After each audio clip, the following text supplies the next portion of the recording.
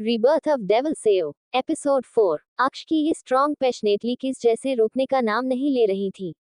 इनायत के माथे पर उभरे पसीने की बूंदें काफी हद तक बढ़ चुकी थी, लगभग वो भीग चुकी थी। और अक्ष वो मानो बस बेकाबू होता जा रहा था। इनायत बस अपना दम फूलता हुआ महसूस कर रही थी।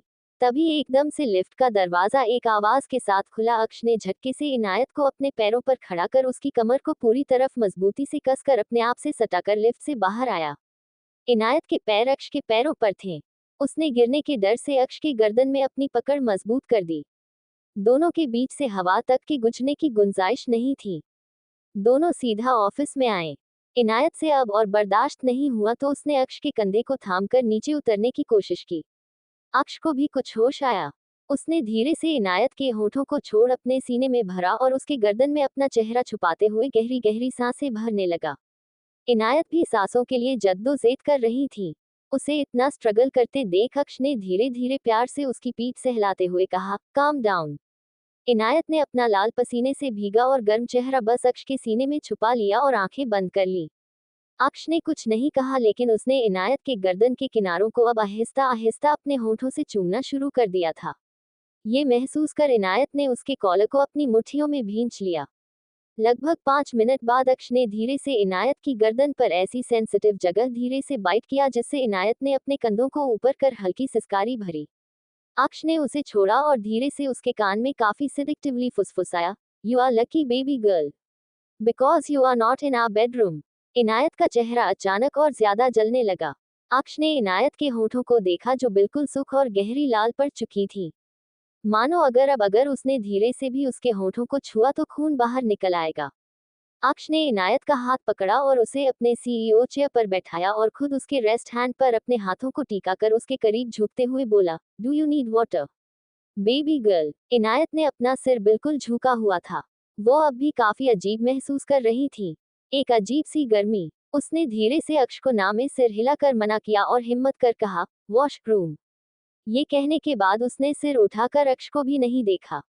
अक्ष बिना कुछ बोले एक पल रुका और धीरे से उसके और करीब झुका, baby girl, do you want me. Inayat ने झट से अपना सिर उठाकर अक्ष को देखा। अक्ष की नजरों की तपिश इस वक्त इतनी ज्यादा थी कि इनायत से बर्दाश्त नहीं हुई। उसने जल्दी से अपना चेहरा वापस झुकाया। अक्ष के होठों का एक कोना काफी बुरी तरह ऊपर की तरफ मुड़ा। वो इनायत के और करीब झुका और उसके कान के करीब अपनी वार्म सांसों को छोड़ता हुआ आहिस्ता से बोला, if you want I can be of use to you, trust me baby. Inayat को अपने बदन में बढ़ती गर्मी मानो जलाए जा रही थी। अक्ष ने इनायत की हालत नोटिस कर अब उसे परेशान करना बंद किया और उसका हाथ पकड़ खड़ा करता हुआ बोला, वॉशरूम जाना है बेबी गर्ल।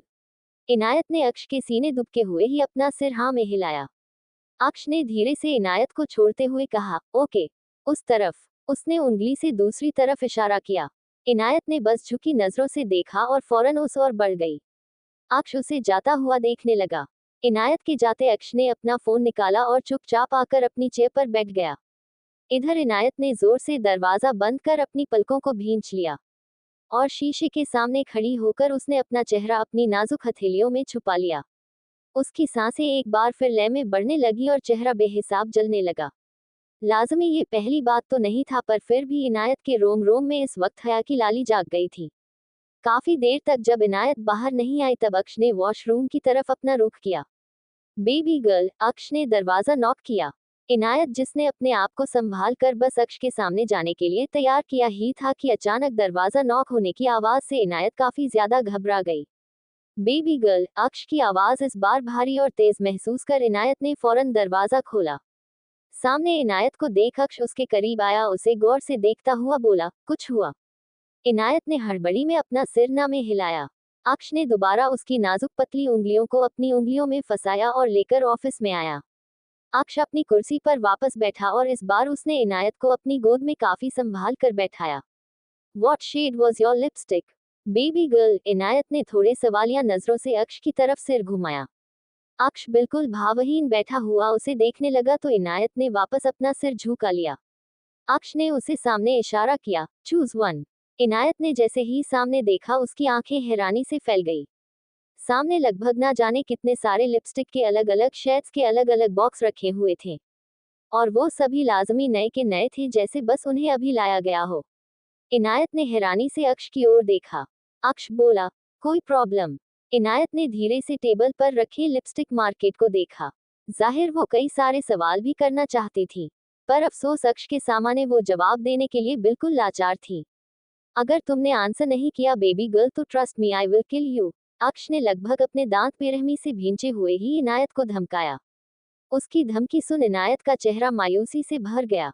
उसने धीरे से अक्ष से कहा, पीच न्यूड। अक्ष की नजर लिपस्टिक के इतने सारे शेड्स पर जम गई। उसने आगे बढ़कर लिपस्टिक के बॉक्सेस को चेक करना शुरू किया। इनायत चुपचाप उसकी गोद में बैठी उसकी सारी हरकतों को नोटिस कर रही थी। लाजमी अक्ष ये सब ऐसे संजीदा होकर कर रहा था जैसे ना जाने वो उसके लिए कितना जरूरी मसला हो। अक्ष उन सभी कलर्स में बस रत्ती भर के डिफरेंस तक को नहीं समझ पा रहा था। उसके लिए सभी रंग एक बराबर थे। आखिरकार अक्ष के हाथों पीच लिपस्टिक शेड्स मिले। उसने फौरन इनायत को देते हुए बोली, ये लो। इनायत ने अक्ष को बड़ी मासूमियत से देखते हुए बोली, ये नहीं है। अक्ष की आंखें सिकुड़ गई। उसने फौरन सारा बॉक्स इनायत को पकड़ाते हुए बोला, कौन सा? इनायत ने बॉक्स देखा और फौरन उसने अपने पसंद की लिपस्टिक उठाकर अक्ष को देखना शुरू किया। अक्ष ने उसके हाथ में लिए लिपस्टिक को अपने हाथ में पकड़ी लिपस्टिक से मैच किया और अपनी आंखें सिकुड़ते हुए बोला, उसने कोई डिफरेंस था? इनायत ने बस मासूम सी गुड़िया की तरह अपना सिर हाँ में हिला दिया। अक्ष उसे घूरता हुआ बोला, एक्सप्लेन मी। इनायत बड़ी बड़ी आंखों से अक्ष को देखने लगी। क्या वो उसे समझाएं? ये उसके लिए बेहद मुश्किल काम था, पर फिर भी उसने कोशिश की। डिफरेंस है? वही पूछ रहा हूँ, क्या है डिफरेंस? अक्ष की गहरी आवाज पर इनायत ने गहरी सांस, ये लाइट है और वो थोड़ी सी डार्क। इनायत की मीठी आवाज में सच में वो हिचकिचाहट रुकावट पैदा कर रही थी। ये बोलते उसने अपना इनायत ने सिर झुकाया। अक्ष भी समझ रहा था वो इनायत पर फोर्स करके भी उससे नहीं जान पाएगा, इसलिए उसने सीधा इनायत से लंच के बारे में पूछा। इधर सिड अपने बाकी बचे काम से फ्री होकर सीधा अशोका विला चला आया। वो विसल बजाता हुआ जैसे ही एंटर हुआ उसकी नजर सही सफाई करती आंटी पर पड़ी। उसने फौरन उनके हाथों में हाथ लेकर उनकी कमर को थामकर उनके साथ डांस करने लगा। अरे सिड बाबा, क्या हुआ? आज आप इतनी जल्दी चले आए और इतने खुश भी हैं। क्या बात है, आपका काम अच्छा गया क्या? आंटी ने हंसते मुस्कुराते हुए सवाल किया। सिड बोला, यार आंटी, आपने सही समझा। आज का दिन मेरे लिए कुछ कुछ नहीं बल्कि बहुत ज्यादा स्पेशल है। अरे वाह, तब तो आपको जरूर अपनी बेबी के हाथ का गाजर का हलवा खाना चाहिए, आंटी फौरन बोली। सिड उनकी बात पर सरप्राइज होता हुआ बोला, रियली? तो आंटी ने जवाब दिया, हाँ। जब से अपनी बेबी गई थी तब से तो ये घर अजीब लगने लगा था, बिल्कुल पहले के जैसे, लेकिन अब वो वापस आ गई, फिर से रौनक छा गई। देखिए कैसे उनके आते आपका भी काम बन गया। सिड उनकी बातों पर सोचता हुआ बोला, आपने बात तो सही की आंटी। ओके, अब मैं पूरी कोशिश करूंगा कि वो यहाँ से कहीं ना जाए। ओके, लेकिन फिलहाल आपकी अपनी बेबी है कहाँ? सिड ने चारों तरफ अपनी नजरें घुमाई। वो किचन में है। आंटी भी बातों को कुछ कुछ तो समझ ही रही थी। तो आंटी को छोड़ किचन की तरफ जाता हुआ सिड बोला, ओके, मैं आया। और फिर अवनी का नाम लेता हुआ किचन की ओर पलटा, Avani, Avani baby, where are you Avani baby? जैसे ही सिड ने किचन में देखा अवनी उसकी ओर ही हैरानी से आंखें फैलाए देख रही थी। उसके हाथों में कुछ गोल्ड की चूड़ियां थीं और करवा चौथ में लगा मेहंदी उसके हाथों की शोभा बढ़ा रही थी। उसने एक हाथ में डिस्टार को पकड़ हुआ था और दूसरे हाथ में चम्मच। वो यूं ही सदमे में उसे देख रही थी। सिड ने गहरी नजर डाली तो अवनी ने आज बिल्कुल मिडिल क्लास फैमिली जैसी सलवार सूट वेयर किया हुआ था। सिड के होठों पर गहरी मुस्कुराहट खिल गई, जो कि अविश्वसनीय था। ऐसा कभी नहीं हुआ था कि सिड उसे देखकर मुस्कुराया हो। ये अवनी पर लगभग गाज गिरने के बराबर था। सिड ने अंदर आते वहां मौजूद सर्वेंट्स को बाहर भेज दिया और खुद अवनी के करीब खड़े होकर उसकी नाक को छूते हुए बोला, हे अवनी बेबी। अवनी उसके ऐसे छूने से होश में आई। आप? वो हड़बड़ाई सी बोली। सिड वहीं खड़े होते हुए कहा, हाँ मैं। चलो अब गुड गर्ल की तरह एक अच्छी सी कॉफी पिला दो, उसके बाद मैं तुम्हें एक सरप्राइज दूंगा। अवनी ने मुंह फेर किया और शांत लफ्जों में जवाब दिया, हमें आपका सरप्राइज नहीं चाहिए, उसके लिए शुक्रिया। अवनी आगे बढ़ गई। सिड उसके पीछे बढ़ा, क्यों, क्या तुम्हें मेरा सरप्राइज पसंद नहीं आया? अवनी उसकी बातों को इग्नोर करती रही। वो उसके पीछे पीछे घूमता हुआ आगे बोला, अगर तुम्हें पसंद नहीं आया तो मैं आगे कोशिश कर सकता हूँ। इसमें मेरी गलती नहीं है, मैंने पहले किसी भी लड़की को ऐसे नहीं किया, इसलिए क्या आप हमें हमारा काम करने देंगे? अचानक अवनी को क्यों गुस्सा आया, वो बस सिद पर भड़की। सिद उसकी डांट पर बिल्कुल खामोश होकर अपना सिर हाँ में हिलाने लगा। अवनी वापस से पलटी। सिद ने धीरे से उसके बगल में आकर कहा, क्या हुआ? अवनी ने कोई जवाब नहीं दिया। सिद मजबूरी में खामोश होकर खड़ा हो गया। कुछ ही देर में अवनी ने सिद को कॉफी दी और वापस अपने काम में बिजी हो गई। लेकिन ऐसा नहीं था, उसका सारा ध्यान बदल में खड़े सिद पर ही था। ये जा क्यों नहीं रहे? अवनी मन ही मन बड़बड़ाई। इतने में सिद बोला, अम्मम, रियली, तुम तो सच में अच्छी कुक हो। अवनी ने फिर भी कोई जवाब नहीं दिया। उसने ऐसे देख सिद ने अपनी आंखें सिकोड़ भौहें चढ़ाई, क्या ये मुझसे नाराज है? पर क्यों? क्यों मैंने इसे बिना मर्जी के किस किया, इसलिए या फिर इसलिए कि इसके अलावा तो कुछ नहीं किया, फिर क्यों नाराज हैं? अपने सोच की उधेड़ बुन में परेशान होकर उसने सीधा अवनी से पूछा, हे अवनी बेबी, क्या तुम मुझसे नाराज हो? अवनी ने बिना उसकी तरफ देखे जवाब दिया, नहीं। और अगले ही पल तेज कदमों से बाहर निकली। सिद उसके पीछे भागता हुआ बोला, तो फिर तुम मुझे इग्नोर क्यों कर रही हो? अवनी लंच सेटिंग करती हुई बोली, हमें आपको इग्नोर नहीं किया। सच में? तो फिर ये क्या है? सिद थोड़ा झुंझलाता हुआ बोला। उसने अवनी का बाजू थामा और अपनी तरफ घुमाया। तुम मेरी तरफ देख भी नहीं रही। क्या हुआ, तुम दोनों फिर से लड़ने लगे? इतने में सानिया की आवाज आई। अक्ष खुराना, अगर तुम में हिम्मत है तो अब तुम इनायत को मेरा होने से रोक कर दिखाओ। चाहे कुछ भी हो जाए, मैं उसे अपना बना कर रहूंगा। कॉल की दूसरी तरफ से आने वाली ये आवाज त्रिजल राजपूत की थी, जो उसे बेहद गुरूर के साथ चुनौती दे रहा था। अक्ष ने अपने बाहों में सिमटी इनायत को देखा, जिसके कानों में ईयरबड्स लगे हुए थे। उसने इनायत को निहारते हुए त्रिजल को भरोसा दिया, जो करना है शौक से करो। और अगले ही पल त्रिजल ने अक्ष के साथ अपना कनेक्शन कटा हुआ महसूस किया। उसने अपना फोन जमीन पर फेंकते हुए कहा, अब तुम मेरे सामने अपने घुटनों पर आकर मुझसे भीख मांगोगे अक्ष खुराना? तभी बॉस त्रिजल का पा दरवाजे पर आया। त्रिजल के इशारे पर वो अंदर आया और उसके सामने पेन ड्राइव रखते हुए बोला, बॉस, इसने सारी इंफॉर्मेशन है। अक्ष खुराना को बर्बाद कर पाना इतना आसान नहीं है। तुमसे पूछा किसी ने? त्रिजल लगभग दहाड़ता हुआ चिल्लाया। कुछ समय के लिए पा को ऐसा लगा जैसे उसका दिल काम करना बंद कर गया। अपने काम से काम रखो और निकलो यहाँ से, त्रिजल लगभग चिल्लाता हुआ बोला। पा के जाते ही त्रिजल ने पेनड्राइव अपने हाथों में लेकर काफी जिद्दी आवाज में कहा, चाहे जमीन आसमान एक करना पड़ जाए, लेकिन अब तो मुझे मेरी इनायत मेरे पास चाहिए। ये कहते वक्त त्रिजल की आंखों में बेतहाशा नफरत और गुस्सा साफ नजर आ रहा था। दिन बीतते गए। आज थी दिवाली। सुबह से ही तैयारियां शुरू थीं। सभी बिजी थे और नायत सबसे पहले खुराना पैलेस आ पहुंची थी। भुओ नायत जैसे ही फिजा को डराने को हुई, उसकी नजर फिजा पर पड़ी। उसके चेहरे पर आई सारी खुशी एक पल में गायब हो गई। हे फिजू, क्या हुआ? तुम रो क्यों रही हो? नायत ने फिजा को संभाल कर पूछा। तो फिजा उसे हक करके बेतहाशा रोने लगी। नायत ने कई बार पूछने की कोशिश की, लेकिन फिजा ने कुछ बोला। नीचे। पत्नी यार, मेरी बात तो सुन लिया करो। दक्ष हमेशा की तरह विश को समझाता हुआ उसके पीछे भागा जा रहा था। विश ने बिना पलटे कहा, आप मुझसे बात मत कीजिए। ओके ओके, मैं तैयार हूँ। दक्ष ने जैसे ही ये कहा, विश के कदम रुक गए। उसने फौरन पलटकर दक्ष से पूछा, सच में? किस चीज के? मान गया दक्ष। सिंह पैलेस। मैंने कहा निकल जाओ यहाँ से। तुम्हारी हिम्मत कैसे हुई यहाँ आने की? अद्रांश की गुस्से भरी आवाज पूरे पैलेस में गूंज उठी। उसके सामने खड़ा दक्ष अपने दोनों हाथ जेब में डाले बिल्कुल शांति से अद्रांश की आंखों में देख रहा था। उसने अद्रांश की ऊंची आवाज पर संजीदगी से जवाब दिया, अद्रांश, मैं यहाँ तुमसे लड़ने नहीं आया। मैं बस यहाँ अपने बच्चों की खुशी के लिए आया हूँ। इतना कहते उसने गहरी सांस छोड़ी। तुम्हारा गुस्सा वाजिब है। मैं मानता हूँ गलती मेरे बेटे की है, लेकिन क्या मैं तुम्हारे पास खुद चलकर तुमसे तुम्हारी बेटी का हाथ मांगने आता तो क्या तुम नहीं देते? हाँ, नहीं देता। तुम्हें क्या लगता है तुम अपने बेटे की करतूतों को नजरअंदाज करोगे तो बाकी सब भी करेंगे?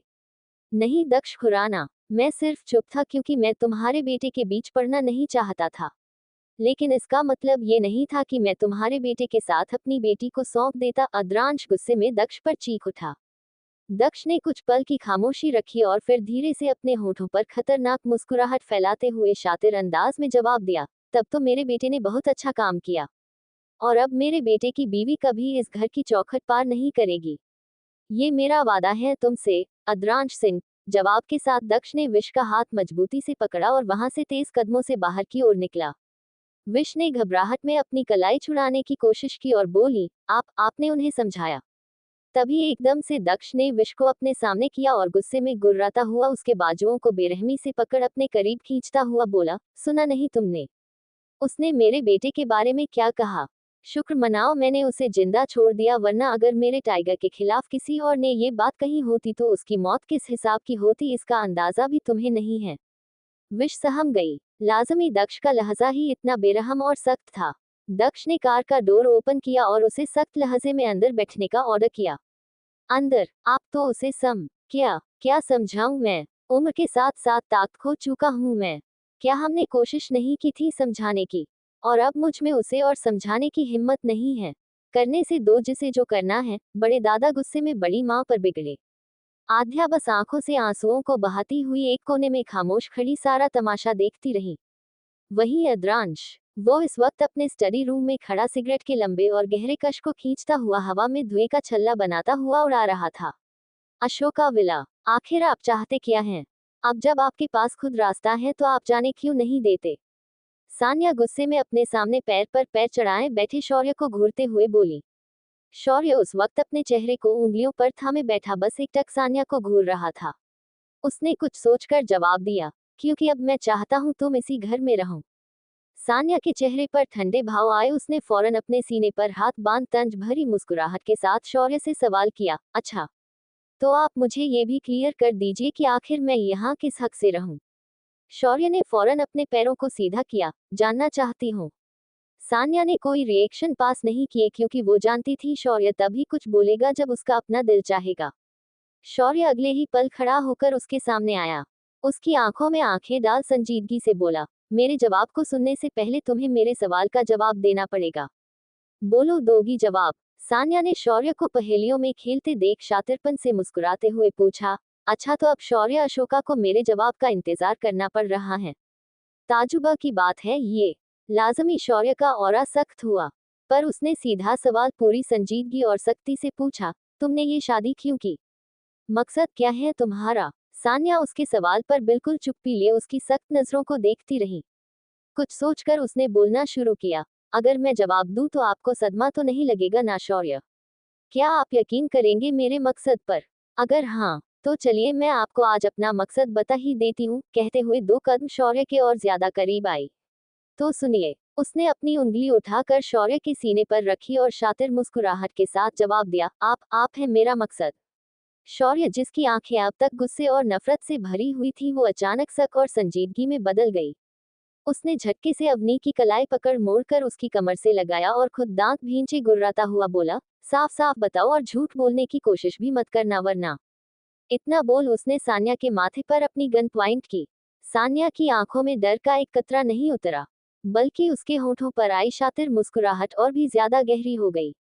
उसने मुस्कुराते हुए कहा, आपको क्या लगता है मैं झूठ बोल रही हूँ और इससे मैं डर जाऊंगी? तो ऐसा बिल्कुल भी नहीं है, ना मुझे मौत से डर लगता है और ना मैं झूठ बोल रही हूँ। वैसे भी मौत से डर तब लगता जब जीने के लिए कोई वजह हो। हाँ, अगर आपने मेरी बात सुनकर मुझे जीने की वजह दी तो शायद मेरी आंखों में डर दिखे। बकवास बंद करो अपनी। शौर्य ने अपने दांत भींच गन को उसके माथे पर पुश किया।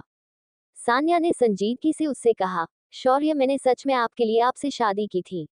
नहीं पता क्यों कब और कैसे आप मेरे लिए जरूरी हो गए। सान्या की आंखों में दर्द भरे आंसुओं ने दस्तक दी। वो यूं ही शौर्य की आंखों में झांकती रही।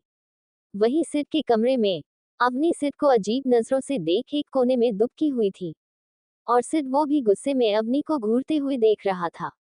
उसने अवनी को धमकाते हुए उसकी ओर कदम बढ़ाए कहा, अब अगर तुम भागी तो बहुत बुरा होगा। अवनी फुर्ती से वो कोना छोड़ सरकी। हाँ, तो आप हमारे साथ अच्छा करते ही कब हैं? हमने कहा ना हमें नहीं जाना कहीं, आप हमारे साथ जबरदस्ती क्यों कर रहे हैं? सिर के होठों पर शैतानी मुस्कुराहट खिल गई। वो शैतानी हंसी हंसता हुआ अवनी के करीब बढ़ता हुआ बोला, ओ जानी, जबरदस्ती तो मैंने अभी की नहीं और अगर मैं जबरदस्ती पर आया तो तुम झेल भी नहीं पाओगी। क्या तुम चाहती हो मैं ऐसा कुछ करूं? अवनी दीवार का सहारा लिए बगल से सरकती हुई बोली, नहीं। आप हमेशा अपनी मन की करते हैं, हमारे साथ ये जबरदस्ती नहीं हुई तो भला क्या हुई? सिड इस बार अवनी की कलाई पकड़ उसे अपने पास खींचा। अवनी अपने आप को संभाल नहीं पाए और वो बहुत बुरी तरह सिड के ब्रॉड सीने से टकराए। अवनी के मुंह से आह निकली तो सिड ने फौरन उसे पकड़कर अपने सामने किया और उसका चेहरा अपनी हथेलियों में भरते हुए पूछा, क्या हुआ? अवनी अपनी नाक और माथे को सहलाते हुए रुआसी होकर बोली, चोट लगी हमें। सिड ने उसका हाथ हटाते हुए उसकी नाक और माथे को सहलाया। I am sorry. मैंने देखा नहीं, ज्यादा लगी क्या? नहीं। अवनी ने फौरन उसका हाथ हटाया और खुद पीछे हटी। लेकिन सिड ने भी अगले ही पल उसकी कमर में हाथ डाल उसे अपने करीब खींचा और सख्त आवाज में बोला, दिखाओ मुझे। अवनी उसकी आवाज पर सहम गई। सिड ने उसकी लाल नाक को देखा और माथे को सहलाया। वो अपनी थोड़ी केयरिंग वॉइस में बोला, तुम कुछ ज्यादा ही नाजुक हो। अवनी एक पल के लिए थम सी गई। वो एकटक सिड की करीबी को महसूस करने लगी। लाजमी सिड की करीबी उसे कभी कभी ही महसूस हो पाती थी। दिल एक लय में शोर मचाने लगा। सांसें सिड की खुशबू से भर गई। सिड की उंगलियां अब हर्क में आए और अवनी के चेहरे को छूने लगी। उसका दूसरा हाथ अवनी की कमर पर रेंगता हुआ उसे अपने करीब करने लगा। सिड खुद भी अवनी की नाजुक खूबसूरती में बहकने लगा था। उसने धीरे धीरे अवनी के कांपते होठों की तरफ अपने आप को झुकाने लगा। अवनी ने उसके सांसों की गर्माहट पाकर अपनी आंखों को बंद लिया। ना जाने क्या जादू था सिड में जिसने उसे पूरी तरह से बांध लिया। सिड खुद अवनी में घुलता हुआ मदहोश उसके होठों को अपने होठों की कैद में जब्त कर बेखुमारी से चूमने लगा। अवनी बेबी। दरवाजे पर खटखटाहट की आवाज ने अचानक अवनी को होश में किया। अवनी ने हड़बड़ी में सिड को तेजी से धकेला और बस एक पल रुके दरवाजे की तरफ भागी। दरवाजा खुलते आंटी ने अवनी को देखा। तेज सांसें भरती हुई अवनी ने हड़बड़ी में पूछा, जी आंटी। आंटी ने अवनी को ऐसे देख पूछा, अवनी बेबी आप ठीक तो हैं? अवनी हड़बड़ाई, जी आंटी। आंटी को कुछ अजीब लगा, लेकिन उन्होंने फिर ज्यादा सवाल जवाब ना करते हुए अवनी से कहा, ठीक है। वो मैं यहाँ आए क्योंकि नीचे बड़े मालिक ने आपके लिए कुछ डिजाइनर्स को भेजा है, आप नीचे आ जाए। जी। अवनी उनके साथ नीचे चली आई। सिड उसे अपने से ऐसे दूर भागते देख चिढ़ते हुए बड़बड़ाया, उसको आखिर प्रॉब्लम क्या है मुझसे? भागती क्यों है इसकी तो? दांत भींचे उसने दरवाजे से बाहर झांका। छोड़ूंगा नहीं इसे, ये बोल वो भी तेजी से उनके पीछे निकला। नीचे शौर्य अवनी को देखते हुए उससे बातें कर रहा था। तभी सिड उसकी नजरों में आया। उसने बस एक नजर उसे नाखुश होकर घूरा और फिर अवनी के माथे पर हाथ फेरता हुआ बोला, शाम को मिलते हैं और जो चाहिए ले लेना। सान्या साइड में खड़ी शौर्य को पैनी नजरों से घूर रही थी। जैसे ही वो जाने को हुआ उसने हल्के गुस्से भरी आवाज में कहा, और मैं क्या नजर नहीं आ रही? शौर्य अचानक से रुक गया। उसने भी बिल्कुल तीखी नजर सान्या को घूरा और सरकासम करता हुआ बोला, तुम्हें अपने बेटे के पास जाना चाहिए। सान्या की भौहें सिकुड़ गई। कितना अजीब शख्स था ये आदमी।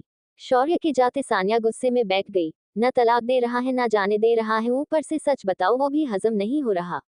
पता नहीं क्या खाकर पैदा हुआ था। आंटी वहीं खड़ी उसकी बातों पर मुस्कुराई। सिड ने अवनी के पास आकर उससे कुछ कहना चाहा तो अवनी फौरन भागकर सान्या के पास चली आई। उसने सान्या से कहा, क्या आपकी लड़ाई हुई? इस पर सान्या नाराजगी बोली, वो इंसान लड़ाई भी करे तो बहुत बड़ी बात है। खैर छोड़ो, चलो हम शाम के वक्त ड्रेस सेलेक्ट करते हैं। सिड अब बुरी तरह चिढ़ चुका था। अवनी का दूर भागना लाजमी उसके बर्दाश्त से बाहर था। सिड मुंह बनाए वहीं सामने बैठकर अपना फोन यूज करने की एक्टिंग करता हुआ अवनी पर नजर बनाए रहने लगा। वहीं अवनी सिड को नजरअंदाज कर सान्या के साथ अपना ध्यान सामने किए हुए थी। दूसरी तरफ खुराना पैलेस, फिजा, नायत के साथ मिलकर इनायत रंगोली की तैयारियां कर रही थी। आज पहली बार वो दिवाली में इतना ज्यादा खुश थी। इस वक्त उसने रेड कलर की खूबसूरत सी कुर्ती पहनी हुई थी। बालों की चोटी और सादगी भरी हल्के श्रृंगार में वो बेहद प्यारी लग रही थी। इसका मतलब वो नहीं माने, शानू ने विश और दक्ष को देखते हुए बोली। उनकी खामोशी में जवाब पाकर सिद्धि ने परेशान होकर कहा, अद्रांश को हो क्या गया है? आखिर वो इस तरह इतने गुस्से में क्यों है? क्या कमी है हमारे अक्ष में?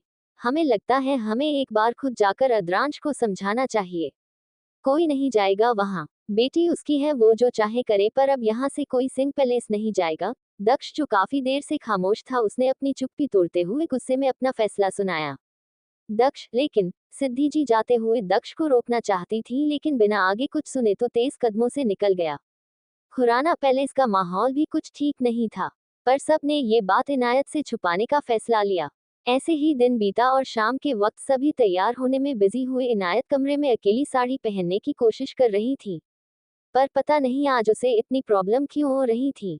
उसने परेशान होकर खुद को शीशे में देखा, क्यों नहीं हो रहा? उसने पहली बार बड़बड़ाया, तभी कमरे के दरवाजा खुलने की आवाज से इनायत डर कर पलटी। सामने अक्ष अंदर आया। उसकी नजर इनायत के हिलने से हुई पायल की आवाज से उस पर पड़ी। अक्ष उसकी हालत देख उसे अजीब नजरों से देखने लगा। वहीं इनायत ने अपने आप को जल्दी से साड़ी में कसना शुरू किया। अक्ष ने दरवाजा लॉक किया और सीधा उसके पास आया। क्या हुआ? इनायत ने अपनी मासूम पलकों की फड़फड़ाते हुए जवाब दिया, नहीं बंद रही। उसकी इतनी धीमी आवाज पर अक्ष ने अपनी सारी सीरियसनेस छोड़ धीरे से आह भरी और उसकी खुली लचीली कमर थाम अपने करीब खींच अपने आप से सटाते हुए उसके बिखरे बालों को छेड़ उसके कान में फुसफुसाया, हेल्प चाहिए। इनायत ने बड़ी मासूमियत से अपना सिर हिला दिया, जिसे देख अक्ष के होंठों पर शरारत से खिली मुस्कुराहट बिखर गई। बदले में क्या मिलेगा? उसने बिल्कुल सेडिक्टिवली इनायत से पूछा। इनायत ने धीरे से उसकी ओर नजरें उठाई, पर अगले ही पल उसने अपनी पलकों को झुका लिया। अक्ष ने धीरे से उसके कमर को सहलाते हुए अब उसकी साड़ी को संभाला।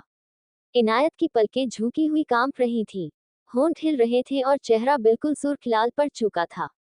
अक्ष ने झटके से इनायत को खींचकर अपने आप में चिपकाया तो इनायत के हाथ अक्ष के सीधा सीने पर चले आए।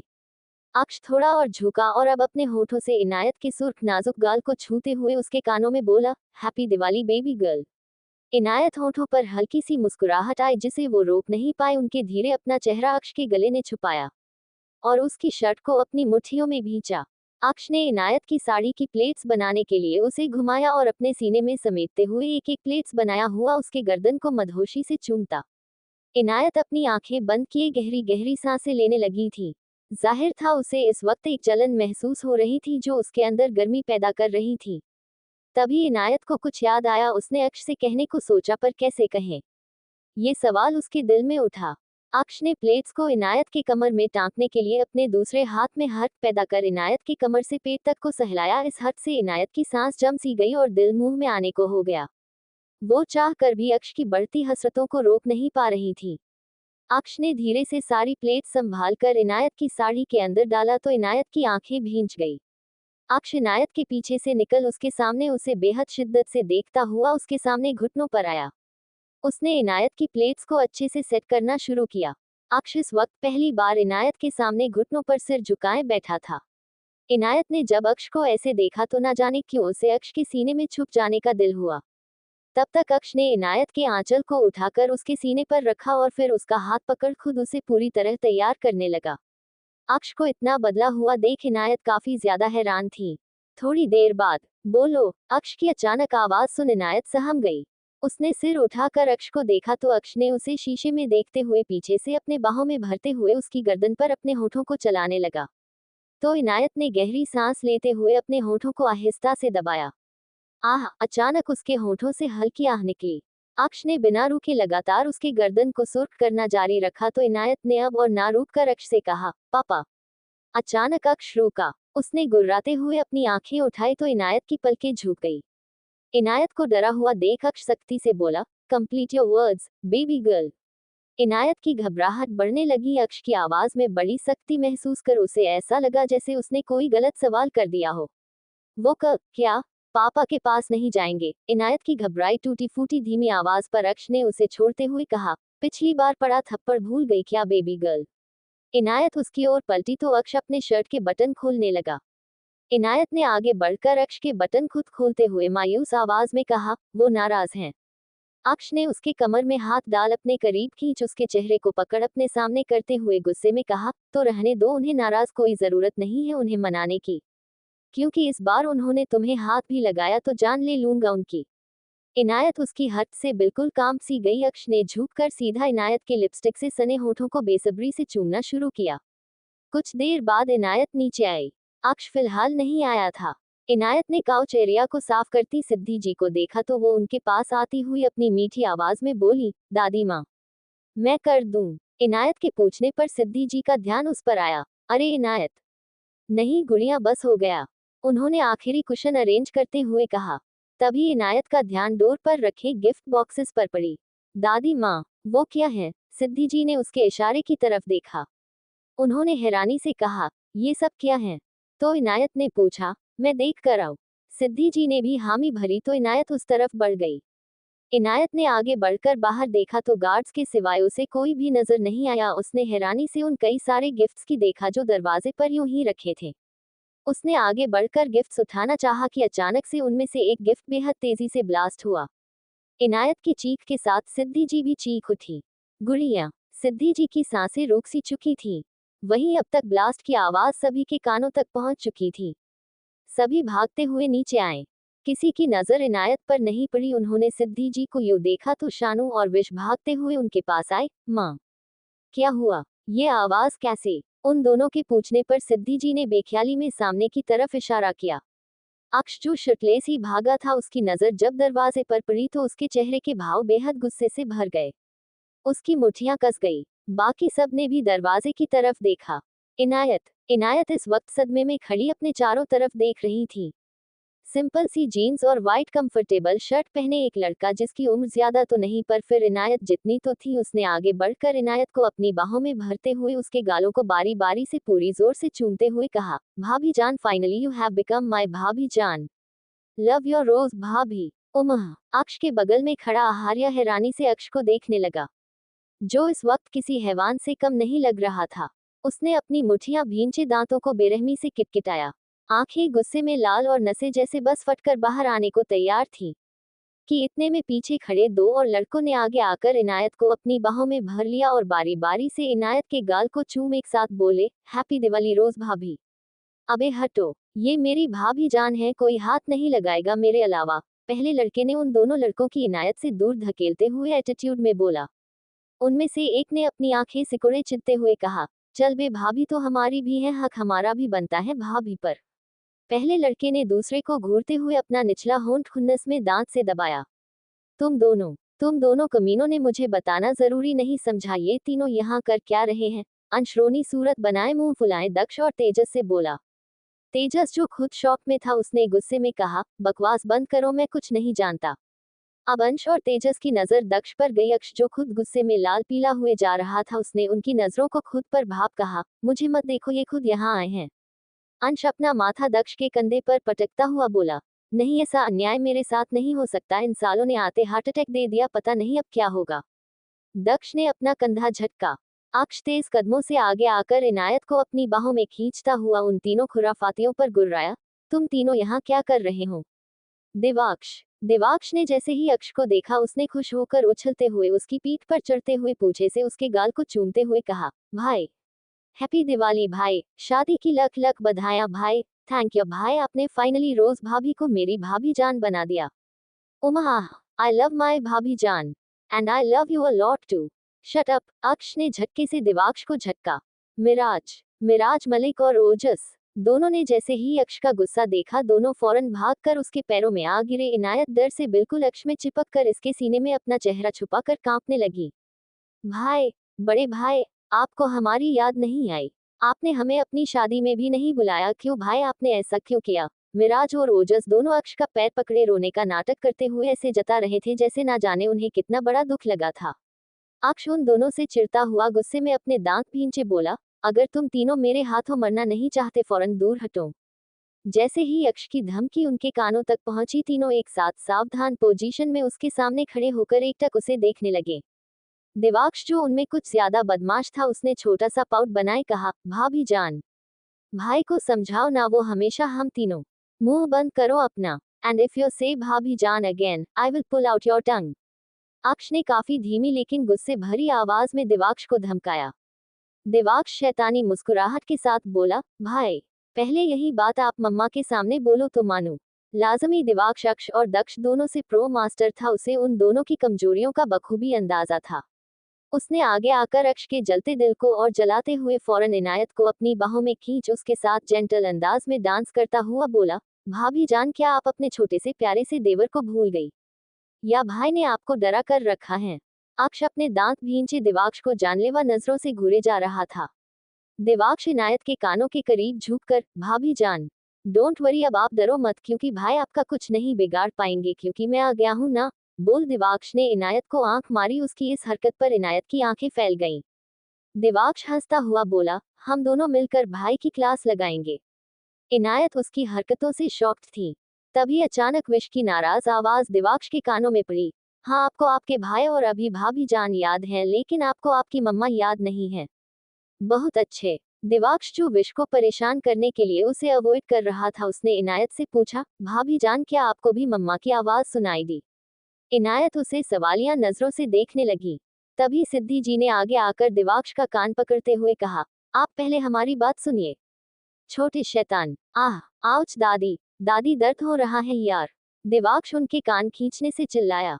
विश बोली, माँ और मेरी तरफ से भी। आह। दादी। इस पर विश की बातों पर हंसी सिद्धि जी दिवाक्ष से बोली, क्या दादी? हाँ, आपने हमें और इनायत को कितना ज्यादा डरा दिया आपको मालूम भी है। आपकी हरकत से अगर इनायत को कुछ हो जाता तो वो जो आपके भाई खड़े हैं ना, वो पूरी दुनिया में आग लगा देते, साथ में आपको भी जान से मार देते। दिवाक्ष ने सिद्धि जी को साइड से हक करते हुए प्यारे बच्चे की तरह कहा, ऐसे कैसे? मैं अपनी भाभी जान को कुछ होने देता क्या? हम सिद्धि जी मुस्कुराई। इतने में फिजा और नायत की चिल्लाने की आवाज आए, आह। चीकू। दिवाक्ष उन दोनों की आवाज सुन बिल्कुल सीधा हुआ। उन्हें देख वो भागा। एह। आप दोनों मोटी दूर रहो। फिजा और नायत का मुंह गुस्से से लाल हो उठा। दोनों चिल्लाए, मोटी किसको बोला बिल्ले? दिवाक्ष आदित्य जी के पीछे छुपता हुआ बोला, आप दोनों को। मोटी मोटी छोटी मोटी। फिजा अपने हाथ पैर पटकते हुए बोली, ऊह। डैडी आपने इन्हें वापस क्यों बुलाया, देखा ये कितना गंदा है? दिवाक्ष आदित्य जी के पीछे से झांकता हुआ बोला, ओह बिल्ली, पहले तुमने शुरू किया। चीकू किसको बोला? आई एम दिवाक्ष खुराना, कहता हुआ दिवाक्ष एटीट्यूड में आदित्य जी के बराबर में खड़ा हुआ। फिजा ने आंखें सिकुड़ी, तुम्हें शर्म नहीं आती? I am your elder sister. Divaksh उसकी बातों पर पागलों की तरह हंसता हुआ बोला, हे अच्छा। क्या एल्डर सिस्टर? बिल्ली, you are my pet cat. You. Fiza गुस्से में लाल दिवाक्ष के पीछे भागी तो दिवाक्ष उससे बचकर भागा। इधर नायत मिराज और ओजस के साथ मिलकर ना जाने क्या खुसुर फुसुर में बिजी थी। नूरवी ने मुंह बनाए कहा, इन तीनों को तो हमारी कोई परवाह ही नहीं। एक हम थे जो मरे जा रहे थे और एक ये है, एक बार भी हमें याद नहीं किया। विश को सच में ये बात दिल पर लगी थी। पहले अक्ष और अब दिवाक्ष, ना जाने क्यों उसे ऐसा लगने लगा जैसे अब उसकी वैल्यू उसके ही बच्चों की जिंदगी में घटती जा रही है। उसने फौरन अपना मुंह फेर वहां से जाना चाहा कि अचानक किसी ने उसे अपनी बाहों में उठाकर गोल घुमा दिया। आह। विश थोड़ा सा चीख उठी। उसने अपनी आंसुओं भरी आंखों को उठाया तो वो इस वक्त दिवाक्ष की बाहों में थी। दिवाक्ष मुस्कुराता हुआ विश को देख रहा था। लाजमी दिवाक्ष उम्र में छोटा था, लेकिन उसकी पर्सनैलिटी किसी कॉलेज टीनेजर को टक्कर देने वाली थी। अकेले दिवाक्ष ही नहीं बल्कि मिराज और ओजस तीनों एडल्ट एज पर थे। विश नाराजगी से बोली, छोड़िए मुझे। दिवाक्ष मुस्कुराता हुआ बोला, सॉरी मम्मा। आप गुस्सा मत हो, मैं तो आपको परेशान कर रहा था। लेकिन आप तो नाराज हो गई। विश उसके सामने खड़ी होती हुई बोली, ऐसे कोई मजाक करता है? आपको तो सच में मेरी फिक्र नहीं। विश के मुंह फेरकर आंसू बहाने पर दिवाक्ष उसे अपनी बाहों में भरता हुआ बोला, मम्मा। फिर उसने विश के गालों को चूमते हुए कहा, I love you mumma, and I miss you more. सब झूठ। विश ने मुंह फेरते हुए बोला। दिवाक्ष उसके कंधों पर सिर टिकाकर अब विश को मनाने लगा। और दक्ष उन दोनों की करीबी पर जलता भूनता बोला, ये सारे औलाद मेरी ही जिंदगी में आने थे।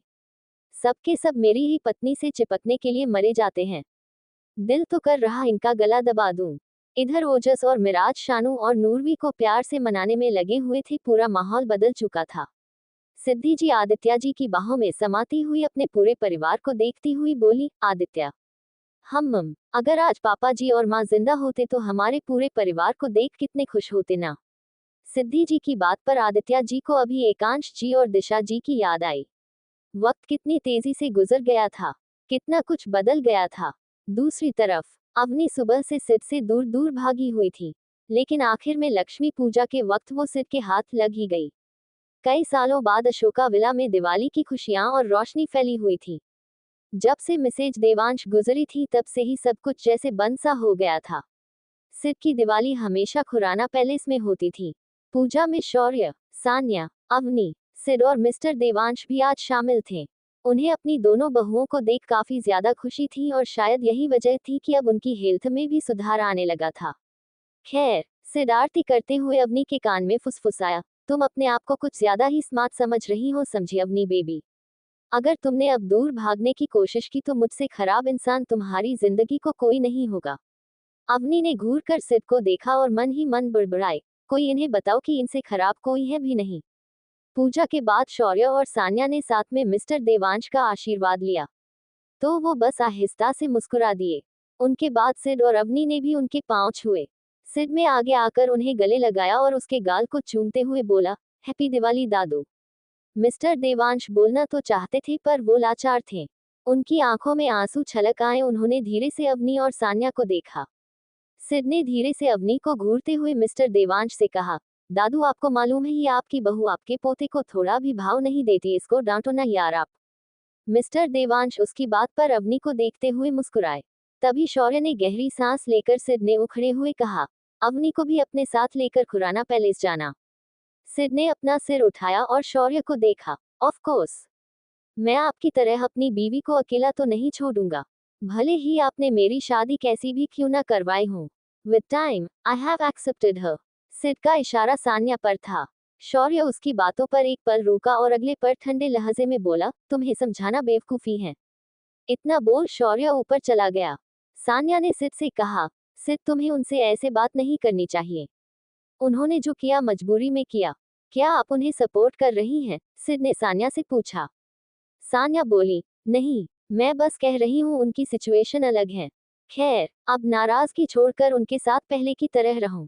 अच्छा ये सब छोड़ो और अब अवनी को लेकर जाओ क्योंकि यहाँ तो दिवाली की उम्मीद ही नहीं। इस पर अवनी फौरन बोली, नहीं। सान्या उसे हैरानी से देख बोली, क्या हुआ अवनी? अवनी बोली, नहीं कुछ नहीं।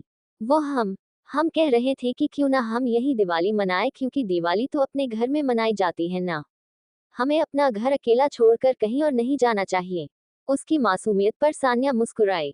उसने धीरे से अवनी के गाल को छुआ और बोली, नहीं बच्चा, अकेला कहाँ, मैं और शौर्य हैं ना यहाँ। तुम जाओ, यहाँ अकेले क्या दिवाली महसूस होगी। अवनी थोड़ी परेशान सी बोली, लेकिन आप अकेले? इस पर सान्या ने उसे टोका, कहाँ अकेले हूँ मैं? मेरे साथ यहाँ शौर्य तो हैं, और शौर्य हो तो मैं उनके साथ लड़ झगड़ कर अच्छा खासा समय बिता सकती हूँ। वो अपनी कही बात पर हंसी। उन्होंने फिर से कहा, अब तुम दोनों आराम से जाओ और खूब सारा एंजॉय करो। ये बोल सान्या मिस्टर देवांश को उनके कमरे की ओर लेकर बढ़ गई। सिड ने शैतानी मुस्कुराहट के साथ सामने खड़ी अवनी को पीछे से देखा जो अपनी सोच में गुम थी। उसने झटके से अवनी को अपने करीब खींचा, कहा, ना मैंने ज्यादा स्मार्ट बनने की कोशिश मत करो, क्या प्रॉब्लम है तुम्हें? अवनी सिड के ऐसे खींचने से असहज महसूस करने लगी। उसने पीछे हटते हुए कहा, आप हैं हमारी प्रॉब्लम, क्यों आप हमारे करीब आने कोशिश कर रहे हैं? जानबूझकर परेशान कर रहे हैं, हम बहुत अच्छे से सब समझ रहे हैं। सिड ने फौरन अवनी की कमर को कसते हुए अपने से चिपकाया और शरारती अंदाज में बोला, बेबी, फिलहाल तो मैंने अब तक कोई परेशानी खड़ी की ही नहीं क्योंकि अगर मैं परेशान करने पर आया तो। अवनी सिड के चेहरे पर आए शरारती भाव को देख घबराहट से भर गई। उसने खुद को सिड की बाहों से निकलने की कोशिश की लेकिन तभी सिड उसके कान के करीब झुककर उसके कान में लटके झुमके को चूमते हुए फुसफुसाहट भरी आवाज में कहा, you won't be able to handle me. Got it, Sid बाबा। अचानक आंटी ने एक बार फिर उनकी नजदीकी में खलल पैदा किया। लेकिन जैसे ही उन्होंने सामने अवनी और सिड को देखा वो खुद हड़बड़ा गई। वो मैं, उन्होंने जल्दी से कहा, वो ये शौर्य सर ने खुराना को ले जाने के लिए भेजा है। सिड ने जो थोड़ा शर्मिंदा हो चुका था, उसने आंटी के हाथों से वो लेते हुए कहा, ओके, और फिर अगले ही पल अवनी की उंगलियों को अपनी उंगलियों में उलझाकर तेजी से आगे बढ़ा। उन्हें जाता देख अचानक आंटी खुलकर हंस उठी। उन्होंने हाथ जोड़ मुस्कुराते हुए कहा, भगवान सब कुछ सही कर दे। शौर्य सर भी अपनी जिंदगी में सान्या मैडम के साथ आगे बढ़ जाएं। खुराना पैलेस में बेबी गर्ल। अचानक अक्ष की आवाज सुन इनायत ने पलटकर अक्ष को देखा।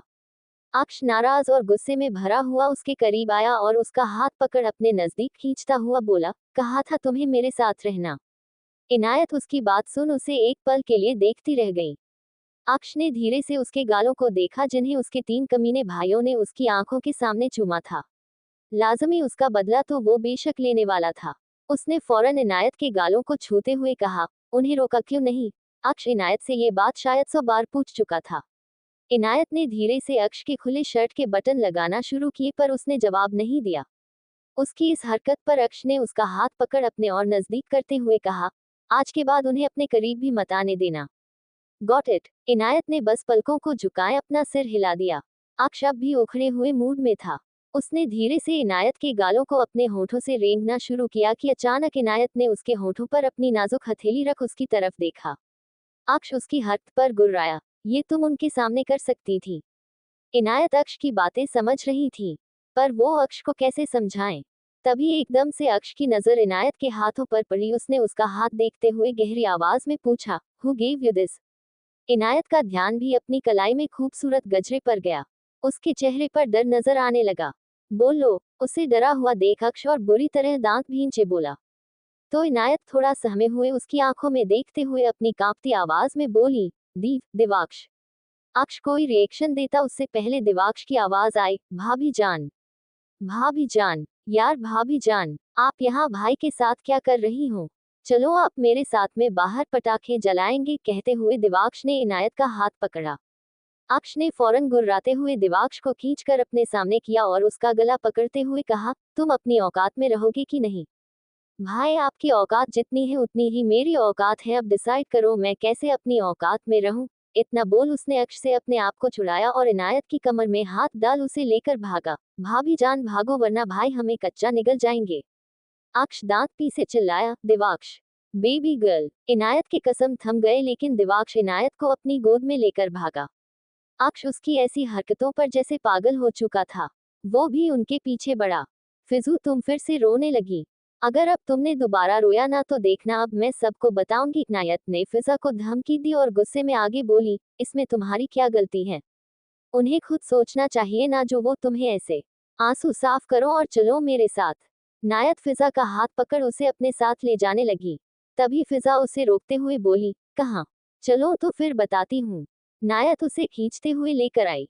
वो गार्डन के बैक पार्टीशन में आई। वो देखो, नायत ने फिजा को सामने की तरफ इशारा किया। जैसे ही फिजा ने सामने नजरें उठाकर देखा तो सामने रुद्राक्ष अक्ष से कुछ बातें करता हुआ नजर आया।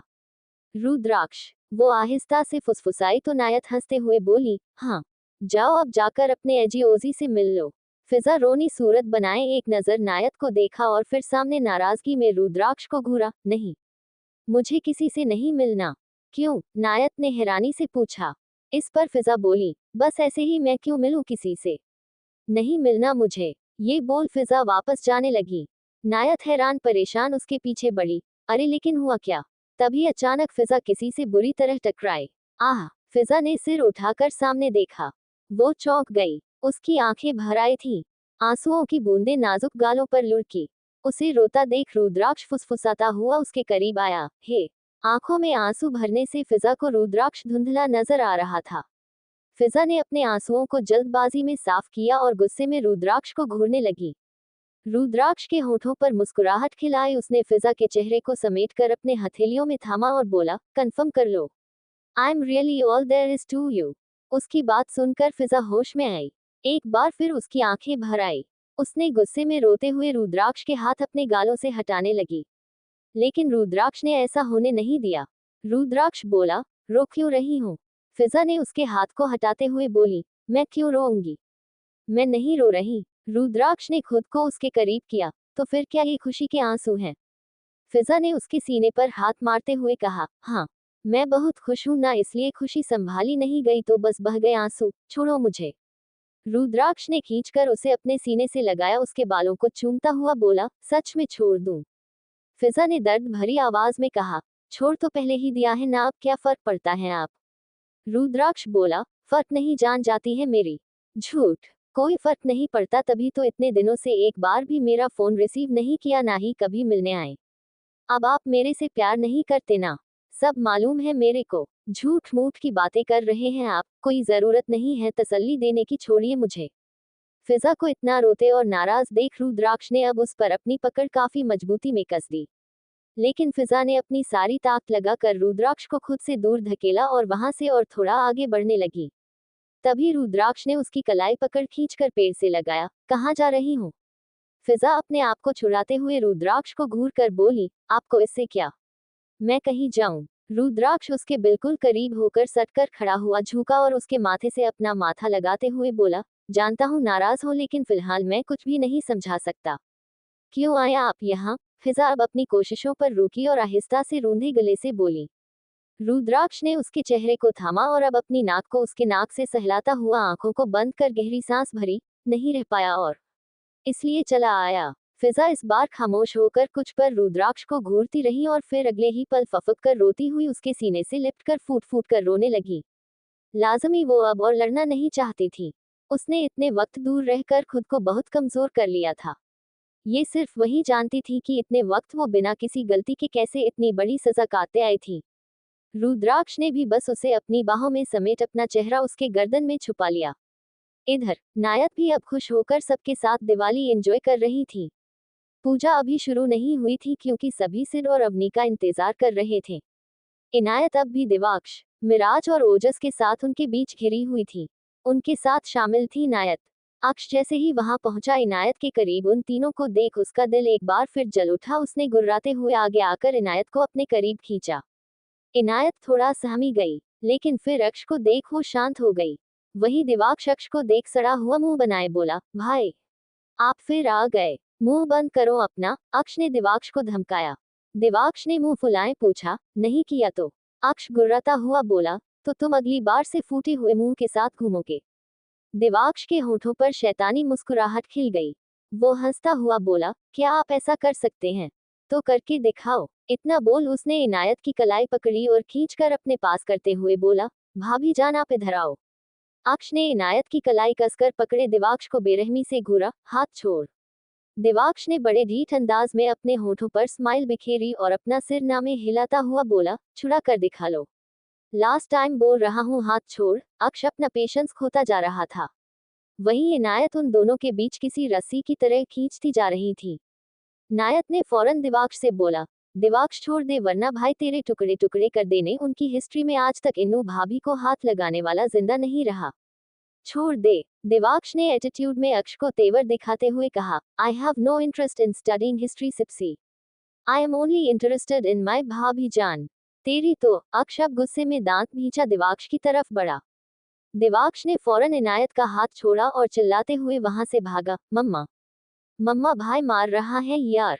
और फौरन विश के सीने में मुंह छुपाकर उससे लिपटा। अभी एक सेकंड भी नहीं हुआ था कि अचानक पीछे से दक्ष ने उसका कॉलर पकड़ विश से उसे दूर करते हुए कहा, तुम्हें तो तोप में बांध कर उड़ा देना चाहिए। पॉप्स शट अप और दूर रहो मेरी पत्नी से। दक्ष ने विश को पीछे से अपने बाहों में भरा। दिवाक्ष मुंह बनाए विश से बोला, सॉरी पॉप्स पर मम्मा से दूर होना इम्पॉसिबल है, क्योंकि अब मम्मा 24/7 मेरे साथ रहेंगी। क्यों मम्मा सही कहा ना? विश ने दिवाक्ष को प्यार से पुचकारा मानो वो 18 साल का नहीं बल्कि 4 साल का बच्चा हो। बिल्कुल। इस पर दक्ष चिढ़ता हुआ बोला, क्या बिल्कुल? पहले तुम अपने बड़े बेटे के प्यार में मशरूफ थी और अब इस यूजलेस के आखिर मैं कहाँ हूँ तुम्हारी लाइफ में? मुझे मेरा प्यार कब मिलेगा? दिवाक्ष दक्ष पर हंसता हुआ बोला, कभी नहीं। आपको आपका हिस्से का प्यार मम्मा हमसे पहले दे चुकी, तो अब आप मम्मा के लव डोज की उम्मीद छोड़ दो। हाँ, मेरे हिस्से का प्यार उस औलाद ने हड़प लिया। दक्ष चिढ़ा हुआ बोला। इस पर विश बोली, आप मेरे बच्चों को मत बोलिए, आपकी गलती है। आपको मुझे संभाल कर रखना चाहिए था ना, और आप मुझे कैसे कह सकते हैं? खुद कितने बुरे हैं, खुद अपना सारा टाइम आप अपनी प्रिंसेस के नाम कर देते हैं।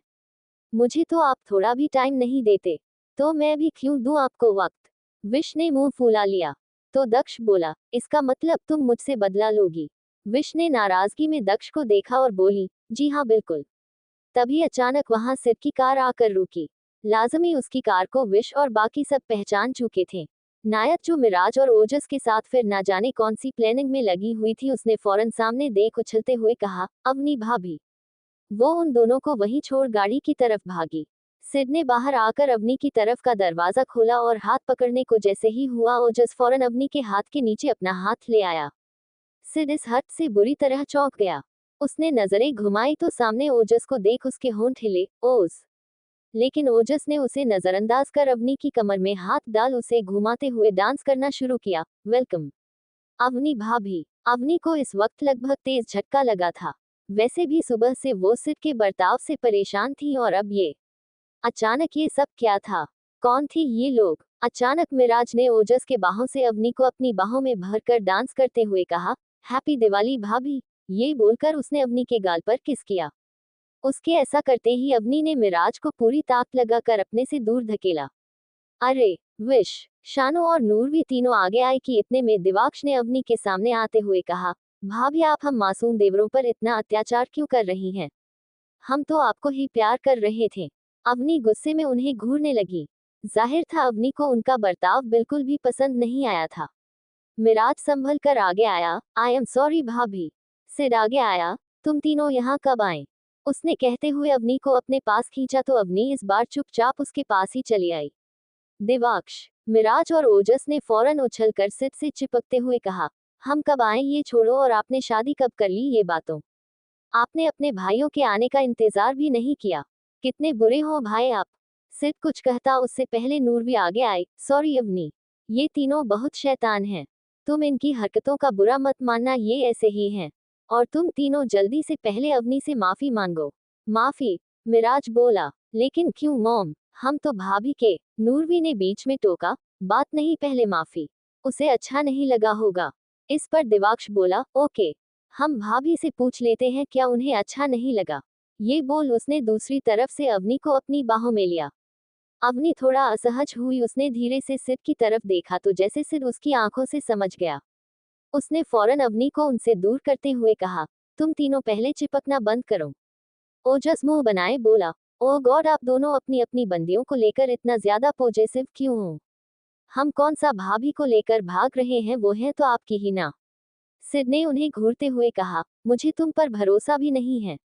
इस बात पर दिवाक्ष, मिराज और ओजस तीनों ही उसे बेहद बुरी तरह घूरने लगे। वहीं रुद्राक्ष, बताए ना आप कहाँ लेकर जा रहे हैं? घर पर सब ढूंढेंगे, बता कर भी नहीं आए किसी को? फिजा ने ड्राइव करते रुद्राक्ष को देख परेशान होते हुए पूछा। रुद्राक्ष ने उसके हाथ को अपने हाथ में लिया और उसकी उंगलियों को अपनी उंगलियों में उलझाता हुआ बोला, कोई नहीं ढूंढेगा और मैंने तुम्हारे भाई को बता दिया है। लेकिन आप लेकर कहाँ जा रहे हो? फिजा उसे देखते हुए बोली। रुद्राक्ष ने उसके हाथ को चूमा और बोला, सरप्राइज। सरप्राइज? कैसा सरप्राइज, बताए ना, और आपको मालूम है ना मैं अब भी आपसे गुस्सा हूँ। आपने मनाया नहीं अभी मुझे। फिजा अपना हाथ छुड़ाते हुए उसे अपनी नाराजगी दिखाने लगी। तो रुद्राक्ष ने उसके हाथ की मजबूती से पकड़ते हुए बोला, तुम्हारी नाराजगी ही दूर करने ले जा रहा हूँ। फिजा इस बार बस उसे घूरते हुए चुप रही। कुछ देर बाद दोनों की कार एक पेंटहाउस जैसी लोकेशन पर आकर रुकी। दोनों बाहर आए। फिजा ने चारों तरफ सन्नाटा देख रुद्राक्ष से पूछा, ये हम कहाँ हैं? और यहाँ इतना अंधेरा क्यों है? रुद्राक्ष ने इसे फौरन अपनी गोद में उठा लिया और अंदर जाता हुआ बोला, बहुत सवाल करने लगी हो तुम। फिजा ने उसके गले में अपनी बाहें लपेट पूछा, बोलो ना। रुद्राक्ष ने पेंटहाउस का दरवाजा खोला और अंदर आते हुए लाइट्स ऑन कर डोर अपने पैरों से ही सटाया। हमारा हमारा फिजा चौंक गई। रुद्राक्ष ने उसे अंदर लाते हुए कहा, हम मेरा और तुम्हारा। फिजा हैरानी से रुद्राक्ष को देखने लगी। उसे समझ नहीं आया कि आखिर हो क्या रहा था। रुद्राक्ष ने फिजा को अपने सामने बेड पर बैठाया और खुद उसके सामने घुटनों पर बैठ उसके हाथों को पकड़ बोला, हर्ट कर दिया ना बहुत? फिजा उसकी बात पर उसे देखने लगी। उसकी आंखें एक बार फिर भर आई। उसने रुद्राक्ष से अपना हाथ झटका और उसका कॉलर पकड़ अपने करीब खींच रोते हुए बोली, कहाँ थे इतने दिन से? रुद्राक्ष के होठों पर मुस्कुराहट फैल गई। उसने धीरे से उठकर फिजा के पास बैठते हुए कहा, हमारे लिए घर बना रहा था। झूठे, आपके पास घर नहीं था जो घर बनाने चले थे। फिजा ने रुद्राक्ष के सीने पर अपने नाजुक हाथों से मारा। रुद्राक्ष फिजा को इस वक्त कुछ बताना नहीं चाहता था, क्योंकि अगर वो उसे एक सवाल का जवाब देता तो फिजा उसके सामने 10 सवाल लाकर खड़ा कर देती। उसने बस बातों को बहलाने के लिए कहा, ऐसा ही सोच लो, लेकिन पहले। उसने फिजा को अपने करीब खींचकर अपनी गोद में बैठाया और उसके गालों को प्यार से चूमते हुए बोला, हैप्पी दिवाली जान। फिजा ने उसके छुअन से अपनी आंखों को बंद कर लिया। रुद्राक्ष यही नहीं रुका, उसने आगे बढ़कर फिजा के गालों से होकर कान और फिर नीचे की तरफ अपने होठों के स्पर्श को बढ़ाया। तो फिजा ने अपने होठों को नादानी में भींच लिया। इधर क्या हुआ, अब रो क्यों रही हूँ? मैंने अभी कुछ किया नहीं है और ये मत सोचो कुछ करूंगा नहीं। अक्ष ने नाखुश चिढ़े हुए अंदाज में इनायत से ऐसे कहा जैसे वो उससे शिकायत कर रहा हो। इनायत ने एक नजर सिर उठाकर अक्ष को देखा और फिर वापस अपना सिर झुका लिया। सामने पूजा हो रही थी और सभी पूजा में शामिल थे। सिड ने धीरे से अवनी के कानों में कहा, तुम उन तीनों से दूर रहना। अवनी ने बस चुपचाप आंखों के कोनों से सिड को देखा, लेकिन कोई रिएक्शन नहीं दिया। उसे ऐसे देख सिड ने धीरे से उसे पुकारा, बेबी। अवनी इस बार उसे देखने लगी। सिड उसे देखता देख मुस्कुराया और प्यार से बोला, नहीं जाओगी ना उनके पास? अवनी ने सामने देखते हुए कहा, वो आपके भाई हैं और छोटे हैं। छोटे हैं पर अभी तुम उन्हें जानती नहीं हो, उन्होंने तुम्हें अपने झांसे में ले लिया है, सिड झुंझलाता हुआ बोला। तो अवनी ने उसे थोड़ा गुस्से में देखा। सिड की आंखें सिकुड़ गई। ये लड़की, इसमें सच में डर नहीं था, इसलिए तो ये उसे आंखें दिखाने की हिम्मत कर रही थी। Thank you for listening. Like और कमेंट करना ना भूलें और मोर स्टोरीज के लिए सब्सक्राइब करें। मिलते हैं नेक्स्ट वीडियो में।